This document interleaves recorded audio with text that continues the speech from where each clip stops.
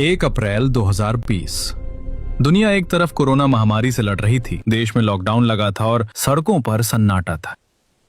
लेकिन इस सन्नाटे से हजारों किलोमीटर दूर जम्मू कश्मीर के कुपवाड़ा सेक्टर में लाइन ऑफ कंट्रोल LOC पर एक अलग ही खामोशी छाई हुई थी। पहाड़ियों की ऊंचाई 10,000 फीट, तापमान -15 डिग्री और जहां तक आपकी नजर जाए सिर्फ बर्फ की एक अंतहीन सफेद चादर। पेड़, पत्थर, रास्ते, सब कुछ 10 से 15 फीट गहरी बर्फ के नीचे दफन था। इतनी ठंड कि अगर इंसान कुछ घंटे बाहर रह जाए तो उसकी नसों में दौड़ता खून भी जम जाए। सर्दियों के इस मौसम में सेना की ज्यादातर टुकड़ियां अपनी फॉरवर्ड पोस्ट से नीचे बेस कैंप में आ चुकी थीं। LOC पर बिछी तारों की बाढ़, LOC फेंस बर्फ के नीचे पूरी तरह दब चुकी थी और मौसम की इसी खराबी का फायदा उठाने के लिए सीमा पार से एक खौफनाक साजिश रची जा रही थी। इसी सफेद सन्नाटे को चीरते हुए 5 साए भारत की सीमा में दाखिल होते हैं। चेहरे पर सफेद नकाब, शरीर पर स्नो कैमोफ्लाज सूट और हाथों में AK-47 स्नाइपर राइफल्स और भारी मात्रा में गोला बारूद। ये कोई आम घुसपैठिए नहीं थे, ये पाकिस्तान के लश्कर-ए-तैयबा के वो खूंखार आतंकी थे जिन्हें खास तौर पर हाई एल्टीट्यूड वॉरफेयर यानी बर्फीले पहाड़ों पर लड़ने की स्पेशल ट्रेनिंग दी गई थी। इनका मकसद कश्मीर घाटी में घुसकर किसी बहुत बड़े आत्मघाती हमले को अंजाम देना था। लेकिन उन्हें यह नहीं पता था कि जिस बर्फ पर वो अपने नापाक कदम रख रहे हैं, अगले कुछ ही दिनों में वही बर्फ उनकी कब्र बनने वाली है। आज की इस वीडियो में हम आपको भारतीय सेना के उस दिल दहला देने वाले ऑपरेशन की कहानी बताएंगे, जहां गोलियों की तरतराहट से ज्यादा हड्डियों के टूटने की आवाज गूंजी थी। एक ऐसा मिशन जहां हमारे शूरवीरों ने आतंकियों को जहन्नम भेजने के लिए साक्षात मौत की आंखों में आंखें डाल दी। इस बेहद खतरनाक और रोंगटे खड़े कर देने वाले मिशन को नाम दिया गया ऑपरेशन रंदोरी बहक। चूंकि फौज नीचे उतर चुकी थी, इसलिए LOC की निगरानी हाईटेक ड्रोन्स और UAV के जरिए की जा रही थी। 1 अप्रैल की दोपहर कमांड सेंटर में बैठे जाट रेजिमेंट के एक ड्रोन ऑपरेटर की नजर स्क्रीन पर पड़ती है। उसे LOC के पास शमशाबरी रेंज की पहाड़ियों पर बर्फ में कुछ पैरों के निशान दिखाई देते हैं। पहले लगा कि शायद किसी जंगली जानवर स्नो लेपर्ड के निशान होंगे, लेकिन जब ड्रोन को जूम किया गया तो ऑपरेटर की आंखें फटी रह गईं। निशान एक सीध में थे, बिल्कुल मिलिट्री फॉर्मेशन में। वो समझ गया कि ये इंसान के भेष में पाकिस्तानी भेड़िए हैं। तुरंत अलार्म बजता है। कमांडिंग ऑफिसर के आदेश पर बिना एक पल गवाए 8 जाट रेजिमेंट के जवानों की एक टुकड़ी उसी वक्त उन निशानों का पीछा करने के लिए निकल पड़ती है। बर्फ में चलते हुए घंटों बाद शाम के वक्त हमारी फौज का सामना उन 5 आतंकियों से होता है। दोनों तरफ से भीषण गोलीबारी शुरू होती है, लेकिन ये आतंकी बेहद चालाक थे। वो जानते थे कि खुले में लड़ना बेवकूफी है। उन्होंने सफेद कपड़े पहने थे और वहाँ बर्फ का तूफान आ रहा था। इसी खराब मौसम और ढलती शाम का फायदा उठाकर वो आतंकी वहाँ से भाग निकलते हैं। 2 और 3 अप्रैल अगले 2 दिनों तक यही चूहे बिल्ली का खेल चलता रहा। आतंकियों को घेरने के लिए भारतीय सेना ने 41 राष्ट्रीय राइफल्स RR और 27 राष्ट्रीय राइफल्स को भी मैदान में उतार दिया। कई बार आतंकियों से आमना सामना हुआ, गोलियां चली, लेकिन हर बार वो घने देवदार के जंगलों और बर्फ के टीलों के पीछे छुपकर बच निकलते। सेना समझ चुकी थी कि आतंकी नहीं है, ये पहाड़ों पर लड़ने में माहिर हैं और अगर ये रिहायशी इलाकों आवा, जुरहामा, सफलपोरा तक पहुंच गए तो भारी तबाही मचाएंगे। 4 अप्रैल 2020 सेना का सब्र टूट चुका था। एक हाई लेवल मीटिंग की गई और फैसला लिया गया कि अब इन आतंकियों को कोई मौका नहीं दिया जाएगा। आसमान में हेरोन UAV ड्रोन उड़ाए गए। इन ड्रोन्स के थर्मल सेंसर्स ने -15 डिग्री की ठंड में पेड़ों के नीचे छिपे उन 5 आतंकियों के शरीर की गर्मी को पकड़ लिया। आतंकियों की सटीक लोकेशन मिल चुकी थी। इलाका था रंडोरी बहक। अब बारी थी चूहों के बिल में शेरों को उतारने की। और भारतीय सेना में जब खौफनाक शिकार की बात आती है तो एक ही नाम गूंजता है, पैरा स्पेशल फोर्सेस। इस मिशन के लिए चुनी गई 4 पैरा SF। ये वही घातक यूनिट हैं जिसने 2016 में पाकिस्तान में घुसकर सर्जिकल स्ट्राइक को अंजाम दिया था, जिनका मोटो ही है शत्रुजीत। इस ऑपरेशन की कमान सौंपी गई सूबेदार संजीव कुमार को। उनकी टीम में 5 और कमांडोज थे, हवलदार Devendra Singh, paratrooper Balakrishna, paratrooper Amit Kumar, paratrooper Chhatrapal Singh, paratrooper Sonam Tshering Tamang. ये 6 जवान वो थे जिनके सीने पर बलिदान बैज चमकता था। इन्हें पता था कि ये एक सुसाइड मिशन हो सकता है, लेकिन मातृभूमि की रक्षा के लिए इन्हें अपने खून का एक एक कतरा बहाना मंजूर था।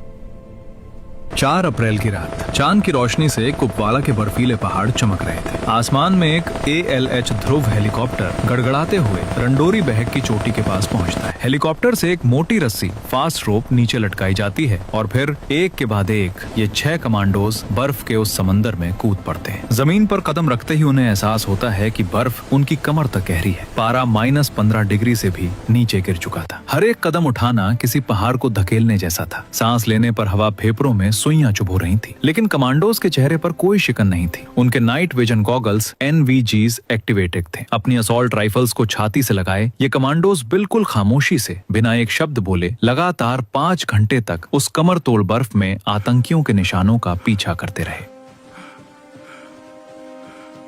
सुबह के करीब 4 बज चुके थे। अंधेरा छटने लगा था। तभी सबसे आगे चल रहे सूबेदार संजीव को बर्फ पर बिल्कुल ताजे पैरों के निशान दिखाई देते हैं। उन्होंने हाथ के इशारे से टीम को रुकने को कहा। वे समझ गए थे कि शिकार अब बस चंद कदमों की दूरी पर है। टीम ने खुद को 2-2 की 3 टुकड़ियों में बांट लिया।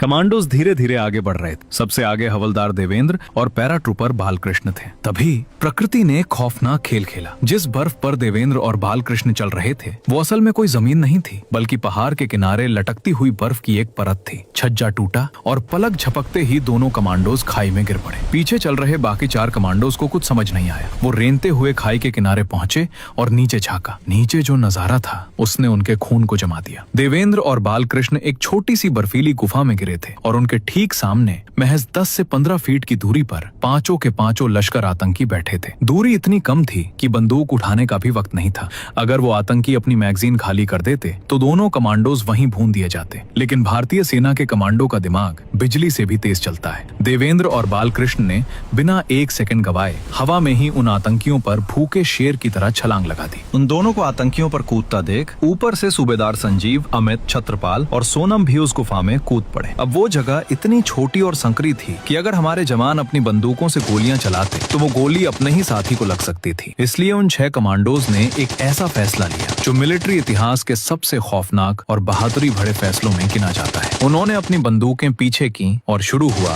हैंड टू हैंड कॉम्बैट, यानी निहत्थे हाथों और चाकुओं की जंग। गुफा के अंदर मौत का तांडव शुरू हो चुका था। देवेंद्र और बालकृष्ण ने अपनी जान की परवाह किए बिना 2 आतंकियों को दबोच लिया। आतंकियों ने अंधाधुंध गोलियां चलानी शुरू कर दी। देवेंद्र और बालकृष्ण का शरीर गोलियों से छलनी हो गया, लेकिन मरने से पहले उन्होंने अपने हाथों से उन 2 आतंकियों की गर्दन तोड़कर उन्हें सहन्नुम भेज दिया। अपने 2 साथियों को गिरता देख पैराट्रूपर अमित कुमार का खून खौल उठा। एक 27 साल का जवान आतंकियों पर काल बनकर टूट पड़ा। सामने से एक आतंकी ने अपनी AK-47 का पूरा बर्स्ट अमित के सीने पर उतार दिया। 1, 2, 5, 10, 15 गोलियां। अमित कुमार के शरीर में 15 गोलियां घुस चुकी थी। खून फव्वारे की तरह बह रहा था। एक आम इंसान 2 गोलियों में दम तोड़ देता है, लेकिन ये एक पैरा SF कमांडो था। 15 गोलियां खाने के बाद भी अमित जमीन पर नहीं गिरे।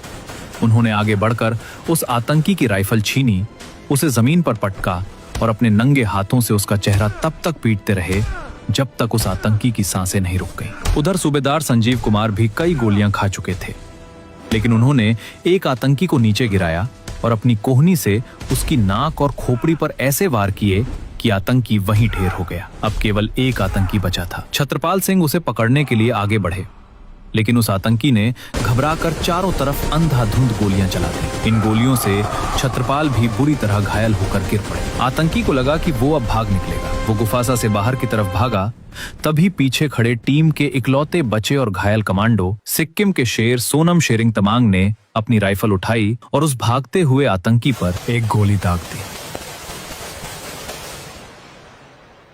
धमाके के बाद उस बर्फीली घाटी में फिर से वही खामोशी छा गई जो 1 अप्रैल को थी।